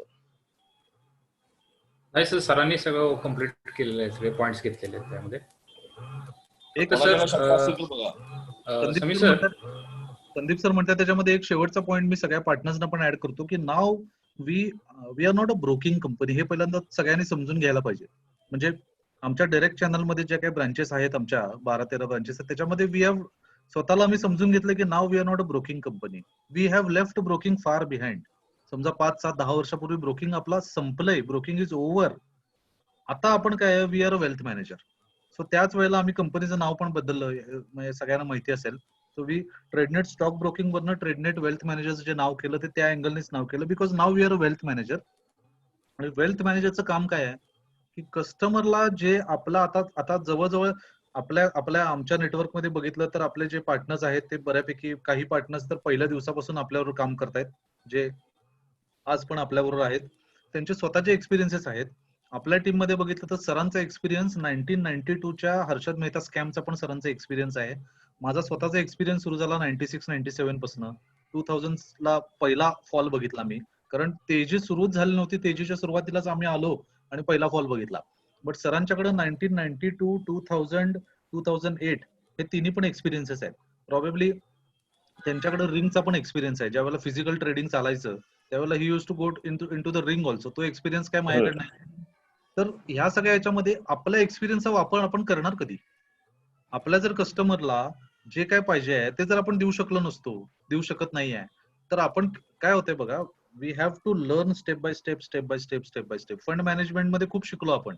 We have a lot. म्हणजे फंड मॅनेजमेंट साइडला अशी परिस्थिती आज पण आहे की we are topping on all the list of AUMs कुठल्याही कॅटेगरीमध्ये. आणि everyone wants to meet us की बाबा आमचा फंड तुम्ही हे करा, आमचा फंड प्रमोट करा, आमचा फंड हा करा. म्हणजे आता जो मोतीलालचा आपला जो US NFO फंड झाला त्याच्यामध्ये in India we had got number 1 in terms of application. So आपल्याकडची ऍप्लिकेशन इंडियामधली सगळ्यात जास्त झाली लॉकडाऊन पिरियड मध्ये सुद्धा, बिकॉज आपल्याकडे फंडचा एक्सपर्टाइज पहिल्यापासून आहे. आणि when we talk about mutual fund, आपल्याकडे we track on the research side, we continuously track on with the fund managers. आपण त्याचं डेटा क्रंचिंग कंटिन्युअसली करत असतो. वी हॅव सॉफ्टवेअर्स की ज्याच्यामध्ये आपल्याकडे खूप साऱ्या पद्धतीचा डेटा येतो म्युच्युअल फंडचा. पण हे सगळं करताना कुठेतरी एक स्टेप पुढे जायला पाहिजे होतं, जे स्टेप आपण 2018च्या नोव्हेंबर-डिसेंबर मध्ये घेतली. आणि ज्या वेळेला संदीप सर आणि मी ज्या वेळेला ह्याला आम्ही गेलो होतो, वॉरन बफेटचा आम्ही दरवेळेला अटेंड करतो, त्याच्यातून खूप साऱ्या आयडियाज आल्या की बस आपण जे काय करतोय ते आपल्या क्लायंटला वेल्थ क्रिएशन करून द्यायला पाहिजे आपण. बट वेल्थ क्रिएशन मध्ये जर फी कंटिन्युअसली चार्ज व्हायला लागली आणि ती फी आपण चार्ज होते आणि ठीक आहे आपलं अर्निंग आहे त्याच्यातनं, बट इन दिस केस आपलं अर्निंग जर दुसऱ्या कुठल्या तरी प्रॉडक्ट मधून मॅच होत असेल आणि जर क्लायंटला जर जास्त रिटर्न्स येत असेल तर वाय नॉट. आणि then we started off with this type of portfolios actually. So we are not a broking company now. म्हणजे जे लोक अजून पण म्हणतात की आम्ही ब्रोकिंग आहे, ब्रोकिंगच आमचं मेन आहे. So boss, my request and my जर 5 वर्ष 10 वर्षाचं पुढचं विजन जर विचारलं मला, तर to be honest broking will be a small market share going ahead. सगळे तुम्हाला ऍडवायझरी प्रॉडक्ट्सच आता पुढे येतील. You need to diversify your particular portfolio. त्याच्यामध्ये म्युच्युअल फंड्स असतील, SIPs असतील, डेट फंड्स असतील. आता डेट मध्ये मधला जो आता जो काही हे झाला, तर डेट मध्ये we have our highest AUMs in debt. Debt मध्ये I think we might be close to 1500 कोटी रुपयाचा आपला डेटचा AUM आहे, नुसता डेटचा I am talking about in the mutual fund side. But fortunately because of the research what we had, आपल्याकडे कुठेही डेट मध्ये डिफॉल्ट झाले नाहीत. जे पेपर्स DHFL चे पेपर्स असतील किंवा येस बँक असेल. सो इनफॅक्ट इक्विटी मध्ये पण ज्यावेळेला हा पोर्टफोलिओ लॉन्च केला ना, त्यावेळेला आय रिमेंबर की पीपल हॅड आस्क्ड अस की एवढं सगळं आहे, तुम्ही बँकेचे एक्सपोजर्स का घेतलेलं नाही याच्यामध्ये. सो संचयमध्ये we didn't had any banks. आपण संचयमध्ये बँक्स ऍड कधी केल्या? 2 क्वार्टर नंतर आपण HDFC bank, Kotak bank add केली. फक्त आपण सुरुवातीपासून बजाज फायनान्स होल्ड करत होतो right from day 1.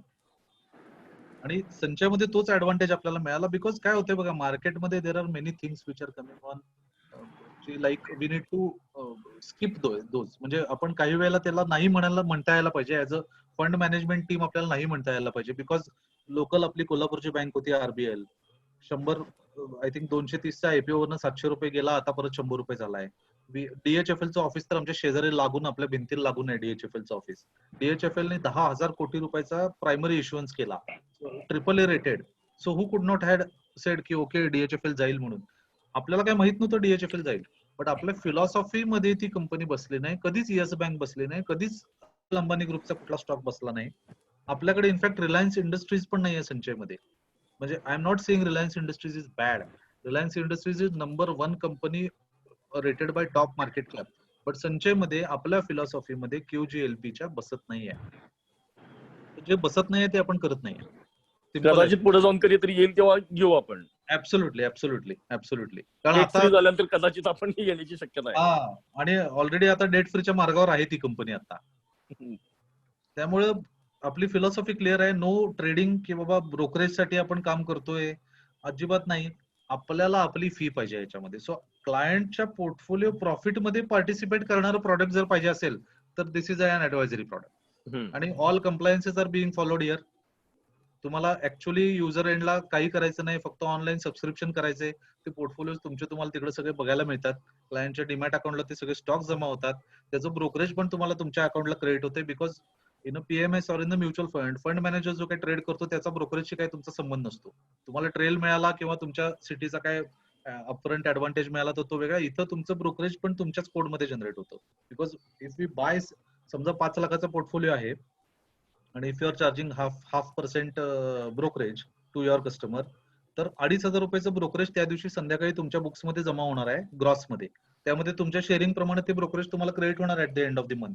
So this is a double advantage की तुम्हाला ब्रोकरेज मिळते. You are participating. ह्याच्यामध्ये काय 1% आपण हे लावतोय, सेटअप कॉस्ट आपण लावतोय 1% ची, जी 100% पार्टनरला परत केली जाते अप टू 1% ची. म्हणजे if you charge 1% to the customer, त्याचे तुम्हाला 5,000 रुपये वेगळे येत आहेत 5 लाखाच्या याला. प्लस जे काही तुम्हाला अॅन्युअल क्लायंट कडनं जे रेव्हेन्यू येणार आहे, प्रॉफिट शेअरिंग मधला असू दे किंवा जर फिक्स्ड AMC फी घेतली, तर त्याची परत तुम्हाला तुमच्या जो काही पॅटर्न 50% आपण I think we are sharing, 50% तुम्हाला तो परत मिळतोय. सो इफेक्टिव्हली काय होतंय, इफेक्टिव्हली एका 5 लाखाच्या पोर्टफोलिओला तुमचं यील्ड हे it goes above 1% every year. तो सायझेबल यील्ड आहे. आणि त्याच्यामध्ये client is happy with holding all the stocks in the demat account. So I think this was all from my side. म्हणजे राम काय ऍड करायचं, संदीप सरांना काय ऍड करायचं अजून? नाही याच्यात काय नाही, फक्त माझं सगळ्यांना तेच म्हणणं आहे की instead of going for fixed fees, one should try to go for profit sharing. कारण क्लायंट लोकांना आता ते फिक्स्ड फी मध्ये इंटरेस्ट नाही आहे. त्यांना ते प्रॉफिट शेअरिंग केले की तुम्ही त्यांचे पार्टनर होताय, so they are more interested in that. कारण त्याचं त्यांना असं ते समजतात की तुम्ही प्रॉफिट शेअरिंग करताय म्हणजे तुमची सिन्सिअरिटी जास्त आहे सॉर्ट ऑफ. त्यामुळे सगळेजण ते पण प्रॉफिट शेअरिंग मध्ये जावं असं माझं स्वतःचं रेकमेंडेशन आहे. म्हणजे it is up to you everyone. That's it. Ram बाकी काय असतं तर ऍड कर तुझं. आणि राम समथिंग म्हणजे काय नसेल तर मग Q&A चालू कर. Yes sir, yes sir. Sir सगळे पॉईंट झालेले आहेत कवर. आपण Q&A सेशन चालू करूया. हो. प्लीज पार्टिसिपंट, जर कोणाचं मला क्वेश्चन विचारायचं असेल तर please raise your hand.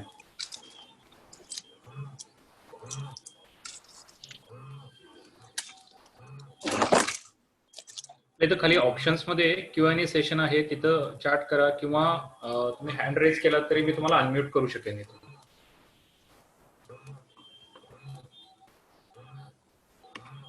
Shetty sir,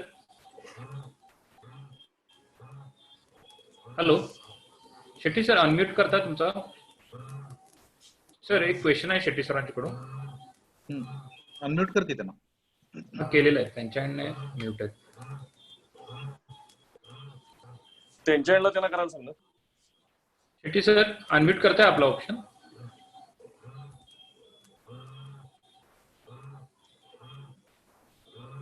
हा सर. हॅलो. Hello sir. हा काय नाही, ट्राय करून चुकून क्लिक झालेलं, काय असेल तर विचारतो सर, आता तर काय नाही. हॅलो. Okay okay. हा चुकून झाले सर मगाशी ते.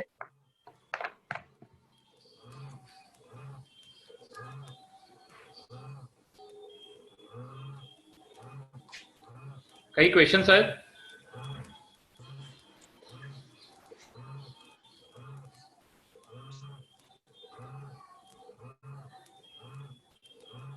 सर काही क्वेश्चन आहेत, 1 मिनिट. निलेश बोरा साहेबांच्याकडे एक क्वेश्चन आलाय. मिनिमम इन्व्हेस्टमेंट, ह्याच्यामध्ये मिनिमम इन्व्हेस्टमेंट 5 लाख रुपीज आहे. आपले सगळे portfolio 5 lakh rupees minimum investment आहे. फक्त ट्रेड बुद्धी हा पोर्टफोलिओ मिनिमम इन्व्हेस्टमेंट 1 लाख ने आपण चालू करतो. बिकॉज ऑफ पोर्टफोलिओ साईज, म्हणजे आपण याच्यामध्ये जे स्टॉक घेतो आता सगळ्यात कमी मिड कॅप मध्ये आहेत, 25-26 स्टॉक आहेत आणि हायएस्ट स्टॉक आहेत आपले ट्रेड संचयमध्ये, तिथे 42-45 स्टॉक्स आपण ऍड केलेले आहेत. त्यामुळे सगळे पोर्टफोलिओज आहेत आपले मिनिमम इन्व्हेस्टमेंट 5 लाख रुपीजने आहेत. आणि याच्यामध्ये आपण नवीन टॉपअप पण चालू केलेलं आहे. टॉपअप आपले 1 लाख रुपीजने आपले टॉपअप चालू होतात.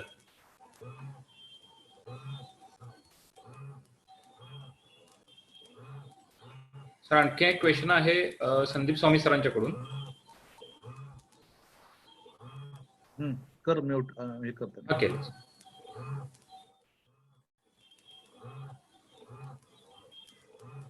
हा Sandeep sir. Hello. Hello, good evening sir. Good evening.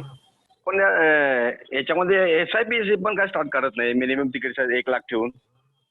Sandeep काय होतं माहितीये का, एकतर SIP मध्ये बेसिकली परफॉर्मन्स डायल्यूट होतोय आणि आपल्याकडं काय होतंय, आता बघ, आता समजा जर पोर्टफोलिओ मध्ये समजा आता या पर्टिक्युलर याच्यामध्ये समजा 6% एक्सपोजर आपल्याकडं हनीवेलला दिलंय आपण. तर अच्छा. SIP जर करायची असेल तर त्याला एक मिनिमम तिकीट साईज करायला लागेल. सो 1 लाख रुपये. सर माझा काय क्वेश्चन होता, आपण 5 लाख रुपये घेणार, त्याच्यानंतर एव्हरी मंथ 1 लाख रुपये. नाही पण संदीप त्यात इश्यू काय येतो सांगतो तुला, की त्याच्यावर ऍक्च्युअली विचार सुरू आहे आमचा.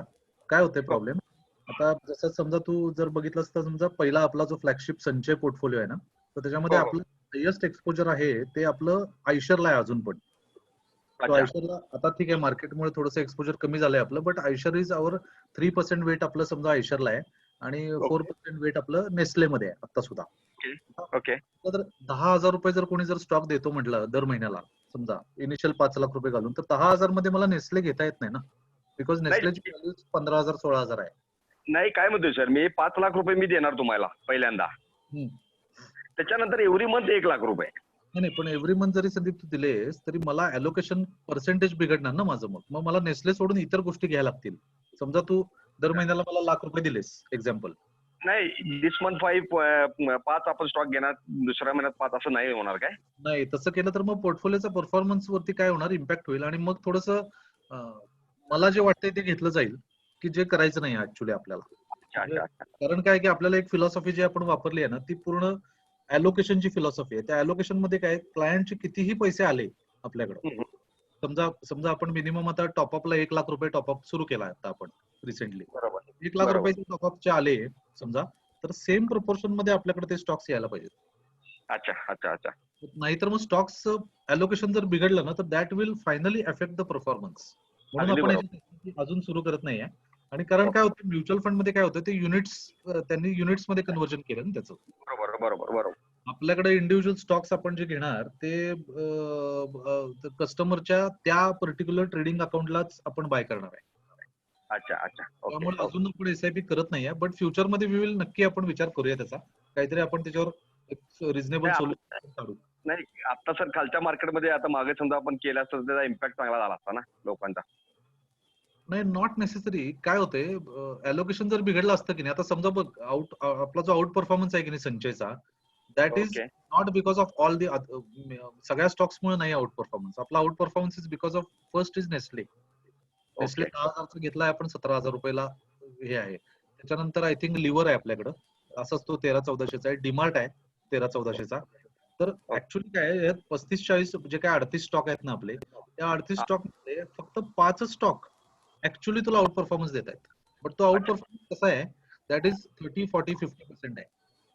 मग ओके. ओके. समजा हे स्टॉक सोडून जर का आपण राहिले 33 स्टॉक घेतले असते समज, ते कारण ते स्टॉक महाग आहेत ना, बसणार नाहीत आपल्या त्या पर्टिक्युलर इन्स्टॉलमेंट मध्ये SIP मध्ये.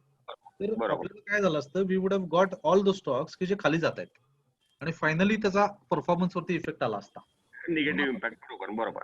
त्यामुळे अजून आपण ते SIP कडे वळत नाहीये, कारण आपल्याला परफॉर्मन्स वरती इम्पॅक्ट आणायचं नाही आणि कुठेतरी ते स्केलेबल मॉडेल तयार होऊ दे म्हणून. येस येस आणि सर. आपण काय केलंय आता, आपण विशाल मध्ये म्हणजे आता संचय सोडून आपण सगळीकडे 1 लाखाच्या इन्व्हेस्टमेंटनी टॉपअप चालू केलाय.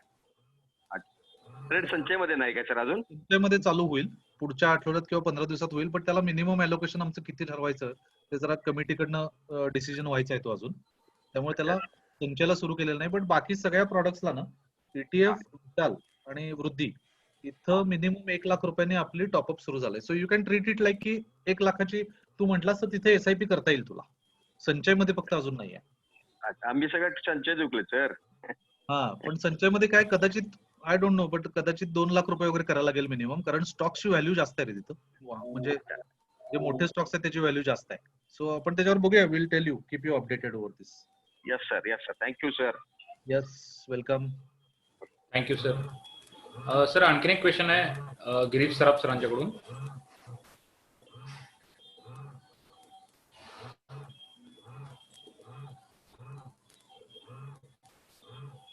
हॅलो हा सराफ सर. समीर सर. हो Girish, good evening. Good evening. आता आम्ही एक मंथ आम्ही सगळे एवढे वेबिनार्स ऐकले. हा. सगळ्या म्युच्युअल फंड ह्यांचं एकच हे होतं की going forward in this Covid scenario you always bet on large caps. Correct. हा, आता त्याच्यामध्ये तुम्ही आता म्हणजे हे हाऊ डू जस्टिफाय की आता हे मिड कॅप तुम्ही लॉन्च करताय की हाऊ, म्हणजे हे कसं तुम्ही हे जस्टिफाय काय करताय? होतं, सेफेस्ट वे जर तुम्ही विचारलं ना मला, तर एक ब्लँकेट ऍडवाइस म्हणून मी पण तेच सांगेन की always go with large caps. Because काय होते, ज्यावेळेला अनसर्टन्टी आहे त्यावेळेला मोठ्या कंपनीज, ज्या मेगा कंपनीज आहेत ना, त्यांची सस्टेनेबिलिटी ऍक्च्युली जास्त आहे. Because they have there big sustaining capacities आहेत त्यांच्या. म्हणजे 2 महिन्याच्या जागी 4 महिने लॉकडाऊन झाला, 3 महिने झाला, तर they have more sustaining capacity. So absolutely correct over that. But माझा थोडासा, सो आपल्याकडे असं नाहीये की आपण लार्ज कॅप्स वरती निगेटिव्ह आहे, असा अजिबात विषय नाहीये. आपल्या दृष्टीने इम्पॉर्टंट काय होतंय की हे जे मिड कॅप्स आहेत ना, व्हॅल्युएशन वरती तुम्ही जर बघितलं तर mid cap, Ram you have the PE ratio chart of mid cap. Yes yes. त्याच्यामध्ये ना ऑलमोस्ट 50-60% व्हॅल्युएशन हे झालीत, म्हणजे रिझनेबल व्हॅल्युएशन सुद्धा आली. तर या सगळ्या पिरियड मध्ये जर तुम्ही बघितलं तर मिड कॅप म्हणजे आपला एक आतापर्यंत समज काय आहे की it's a mid size company with a growth potential but a lot of risk taking ability. कारण तर ती पुढे जाते. पण इथं आपण काय केलंय, आपण जरी हा मिड कॅप इंडेक्स सिलेक्ट केला असला तरी आपण अशा कंपनीज निवडल्या आहेत, एकही कंपनी आपल्याकडची डेट टू इक्विटी रेशिओ मध्ये 0.5च्या वर डेट टू इक्विटी रेशिओ नाही आहे ह्याच्यात. All these are leaders in their particular म्हणजे sectors. All these companies have almost, म्हणजे डेट टू इक्विटी रेशिओ जो 0.5 म्हटलं मी तुम्हाला, त्याच्यापेक्षा सुद्धा 70% of the companies are debt free. Okay. त्याच्यानंतर म्हणजे डेट काय होते बघा, when there is some problem in the business, तर सगळ्यात इम्पॉर्टंट पहिला फॅक्टर काय येतो की व्हॉट इज युअर एक्सपेन्स. तर एक्सपेन्स मध्ये मेजर एक्सपेन्सेस काय असतात, एक म्हणजे तुमचं fixed cost, expenses, employee expenditure आणि on top of that interest. तर ह्या सगळ्या कंपनीची इंटरेस्ट कॉस्ट ही ऑलमोस्ट झिरो आहे. Okay. They are leaders in their particular this thing. आणि प्लस ह्याच्यात पण तसंच आहे की ह्याच्यात फक्त एक और दोन कंपनीज म्हणजे लाईक अलेम्बिक, अबॉट आणि आय थिंक हनीवेल, तीन companies actually are near 52 week high. बाकीच्या सगळ्या कंपनीज ज्या जर आपण बघितल्या ना तर they are almost they have came down by 50-60% from year. Why? Because everyone wants to buy a large cap नाव. म्हणजे आपल्याकडे पण येताना जर म्हणून आपण ऍक्च्युअली विशाल जो सुरू केला ना त्यावेळेला प्रोबेबली आपला राईट टाइम होता, कारण आपल्याला माहिती होतं की वी वॉन्ट समथिंग की टॉप 10 मार्केट कॅपचा आपल्याला पोर्टफोलिओ पाहिजे होता. Top 10 companies by market cap, म्हणून वी लॉन्च विशाल. इथं आपलं रिझनिंग किंवा लॉजिक काय आता की व्हॅल्युएशन ऑलरेडी बऱ्यापैकी रिझनेबल लेवलला आलीत. Yes, there might be more downside in the markets की लाईक जर वॅक्सिनेशन समजा डिले झाला अजून, लाईक इफ पीपल से की अजून 1 वर्ष जाईल, तर येस इंडेक्स सफर करणार आहे, no doubt. But what you're going to hold at the end of when the bear market stops and bull market starts, that becomes more important. So people still feel की okay banks मी घेतो किंवा NBFC घेतो. आपल्या ह्या particular portfolio मध्ये एकही NBFC किंवा bank नाही आता पण. तसं संचयमध्ये सुरुवातीला आपल्याकडे एकही एनबीएफसी किंवा बँक नव्हती. Over the period probably we might go and add जर रिझनेबल व्हॅल्युएशन मिळाली तर आपल्याला प्रॉबेबली आयसीआयसीआय बँक.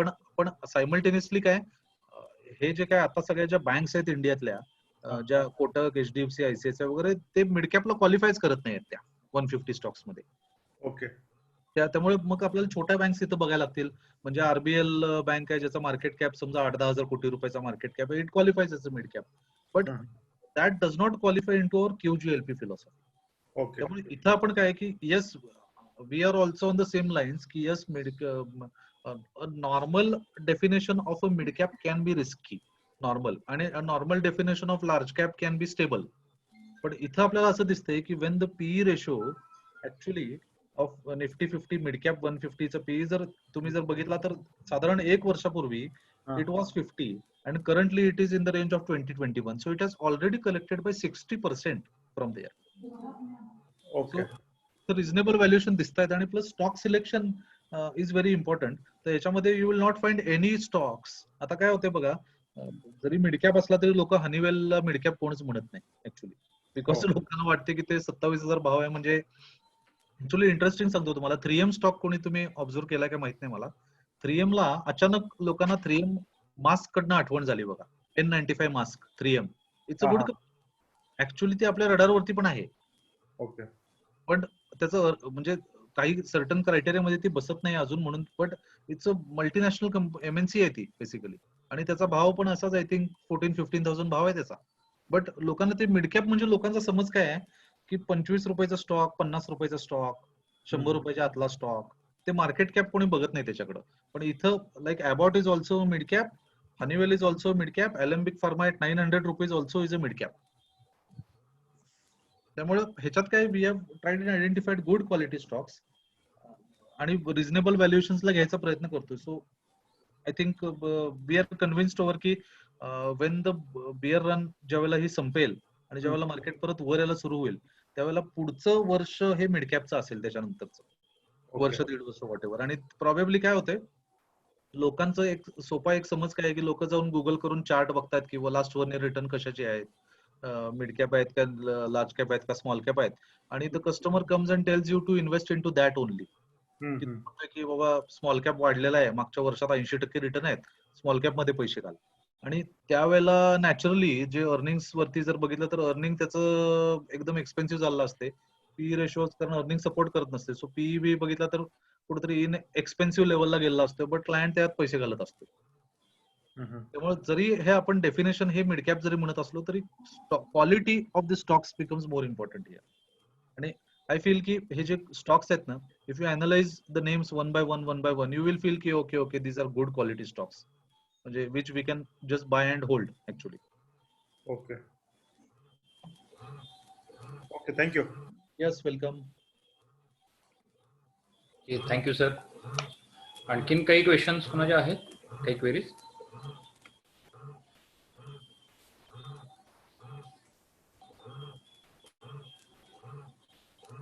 माणिक बुकशेट काहीतरी आहे बघ Q&A मध्ये, त्यांना हे कर. हा सर.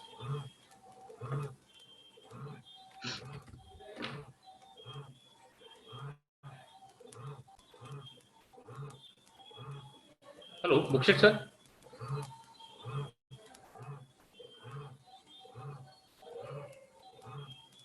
सर प्लीज अनम्यूट करा तुमच्या साईडने. हॅलो, हा येस नमस्कार. सर. हा तेच आपल्याला SIP आहे ना, ETF ची करायला काय अडचण येणार नाही, कारण तिथं काय वेटेजचा प्रॉब्लेम येणार नाही. हो, पण आता आपण काय केलंय, SIP हा कन्सेप्ट अजून सुरू केलेला नाही आपण बेसिकली, कारण हा. SIP काय थोडंसं टेक्नॉलॉजी साईड पण आम्हाला बॅकएंडची जरुरी आहे. म्हणून आता आपण काय केलंय, SIPच्या जागी आता टॉपअप चालू केलंय आता आपण. Okay okay. टॉपअप मध्ये मिनिमम 1 लाख रुपीज ठेवलंय आपण, म्हणजे संचय सोडून वृद्धी, ETF आणि विशाल. सो तिथं पण मिनिमम तिकीट साईज 1 लाखच असणार आहे SIP ला सुद्धा. हा म्हणजे आपल्याला फार जे छोटं जे 2,000 5,000 ची SIP वगैरे जी आहे ना, ती राहू दे याच्यामध्येच, म्युच्युअल फंड मध्येच. हा आपल्याला तेवढ्या मिनिस्कल लेवलला जाऊन स्टॉक सिलेक्शन किंवा ह्याच्यात नाही यायचंय, कारण ऍडवायझरी प्रोडक्ट्स मध्ये थोडासा तो नीश मार्केट आपल्याला डेव्हलप ठेवायचं आहे आपलं. हम्म. एक डिफरन्शिएशन पण असू दे. त्यामुळे 1 लाख रुपयाची ज्याला SIP करायची ना, त्याला हम्म. तुम्ही आता पण हे देऊ शकता, आणि पुढे जाऊन देन SIP याचं प्रॉडक्ट पण आपण सुरू करूया मग या तीन ह्याच्यामध्ये तरी. ओके ओके, चालेल चालेल, ठीक आहे. Yes okay, thank you. Yes, thank you. Thank you sir. आणि काही क्वेश्चन्स?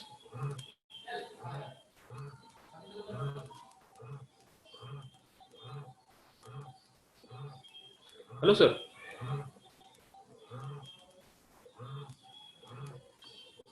Hello sir. हो, जर नो क्वेश्चन. क्वेश्चन्स नाही आहेत काही. संदीप स्वामी परत काय म्हणतात? 1 मिनिट. हा संदीप सर. सर हो. ओव्हरऑल आता मार्केट काय वाटते सर, अजून वीक आहे की काय?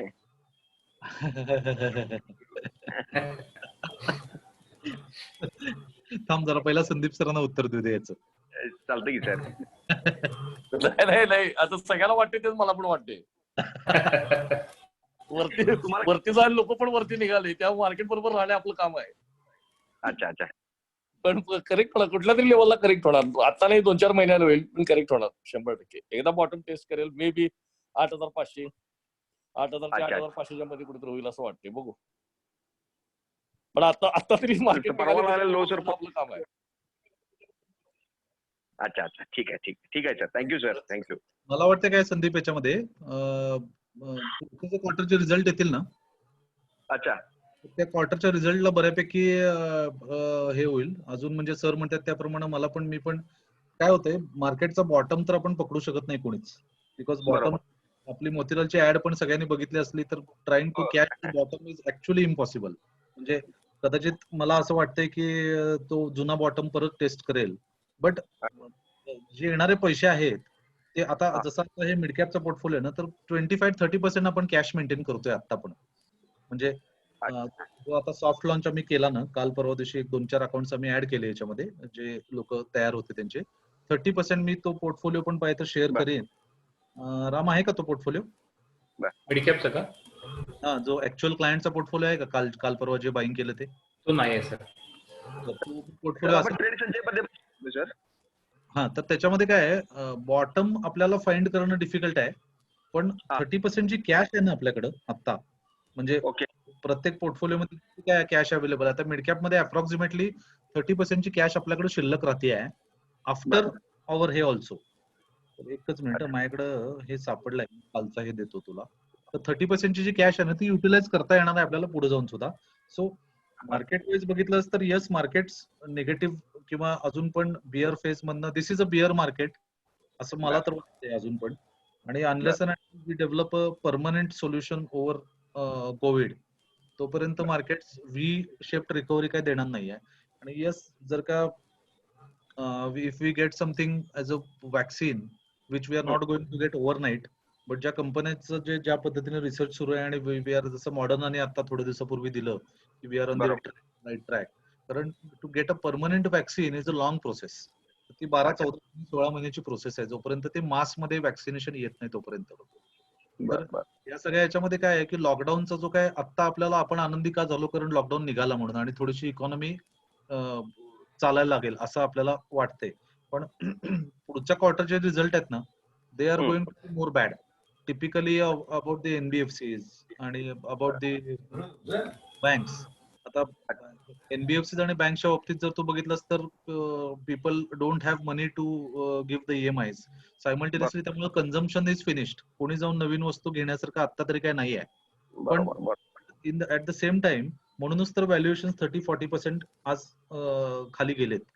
सो स्टेडीली इन्व्हेस्टमेंट इथनं करायला पाहिजे ऍक्च्युली. ज्याच्याकडे पैसे आहेत त्याच्याकडे obviously no borrowing and investing या मार्केटमध्ये पण म्हणजे no margin funding, no MTF किंवा लोन अगेन्स्ट शेअर असलं करून पैसे नाही आणायचे मार्केटमध्ये because we don't know where the market is going to go. But ज्याच्याकडे लिक्विडिटी आहे, ज्याच्याकडे कॅश फ्लो आहे, त्याला जरी 7,000चा निफ्टी जरी आपण बॉटम बघत असलो आता तरी आय थिंक स्टेडीली इन्व्हेस्ट करायला काहीच हरकत नाही. आणि बँकांच्या बाबतीतली परिस्थिती I think sir can explain better कारण त्यांना जास्त इन्साइट आहेत बँकाच्या बाबतीत. What is happening on the moratorium किंवा like on the people not paying the EMIs. बरोबर. आता 3 महिन्याचा ईएमआय परत 6 महिन्यापर्यंत वाढवून दिला ना. बरोबर. संदीप, कसं आहे माहितीये काय, दारुडा असते बघ, तो दारू पिऊन पडल्यानंतर त्याला काय लागले काय कळत नाही. आणि बरोबर. दारू उतरल्यानंतर लक्षात यायला लागते की असं आपल्याला कुठे कुठे टोकायला लागले ते. तसंही आहे, 6 महिन्याचा मोरॅटोरियम एकदा संपला की खरी दुखणी बाहेर पडायला लागणार आहे सगळ्यांची. बरोबर. बँकेची गंभीर अवस्था आहे, फार गंभीर अवस्था आहे. मला तर काही खरं वाटत नाही बँकांचं. परफेक्ट उदाहरण दिले सर, हे बरोबर. बिअर फेस तर राहणार याच्यामध्ये. फक्त काय की बॉटम कुठं आहे तर प्रोबॅबली बॉटम टेस्ट करेल. बरोबर. फक्त काय नवीन आपण थांबवायच्या पेक्षा थोडं करत राहायचं. एक सोपं म्हणजे आम्ही आमच्याकडे काय केलं, जस्ट एक हा विषय निघाला म्हणून आम्ही काय करतोय माहितीये काय, नवीन पैसे अग्रेसिव्हली जाऊन मागत नाहीये. जो काय क्लायंटचे एक्झिस्टिंग इक्विटी अलोकेशन मधले की ज्याच्याकडे डीमॅट अकाउंटला इक्विटी आहे किंवा समजा काही नॉन परफॉर्मिंग म्युच्युअल फंड्स असतील मिड कॅप मधले, तर टिपिकली आम्ही त्यांना सांगतो की ओके तुम्ही इक्विटी एक्सपोजर वाढवू नका. समजा 10 लाख रुपये इक्विटी आहेत आणि 5 लाख रुपये माझे डेटला आहेत, सो 70% समजा इक्विटीमध्ये आहेत, 70% ठेवा. नवीन पैसे ठेवून देऊ नका. नवीन पैसे पाहिजे तर तुम्ही डेटमध्ये एसआयपी करत राहा, ते अक्युम्युलेट होऊ देत पैसे. आणि तेच पैसे तुम्ही जे काय तुमच्याकडे नॉन परफॉर्मिंग आयटम जे असतील ते विका आणि चांगले हाय क्वालिटी पोर्टफोलिओ मध्येच राहा की जेणेकरून उद्या मार्केट वाढताना अजून पण लोक विचारतात रिलायन्स कम्युनिकेशन 80 पैशाला घ्यायचा काय किंवा ते वोडाफोन घ्यायचा का 4 रुपयाला. काय सांगणार, 4 रुपये वोडाफोन घेऊन 40 रुपये होणार आहे काय, कुणाला माहित आहे. किंवा येस बँक 25 रुपयाला घेऊन 100 रुपये होणार आहे काय, म्हणजे काय उद्या 25चा झिरो पण होईल. येस बँक ऍक्च्युली वाचवलेली बँक आहे. म्हणजे बॅलन्स शीट जर बघितली त्याची तर त्याची फेस व्हॅल्यूनच कन्व्हर्जन व्हायला पाहिजे होतं. फेस व्हॅल्यू म्हणजे 1 रुपयानं, पण ते वाचवली ती. पण तसंच आहे ते. त्यामुळे काय की we need to be very cautious. But equity allocation नक्की क्वालिटीमध्ये शिफ्ट करत राहायला पाहिजे. Okay. Thank you sir, thank you. Yes, welcome. Thank you sir. Sir बऱ्यापैकी सगळे क्वेश्चन झालेले आहेत. Okay, so do we close? Yes, sir. Okay, thank you everyone. Thank you all participants. Thank you. Thank you, Sandeep sir. Thank you so much, Okay, sir. thank you.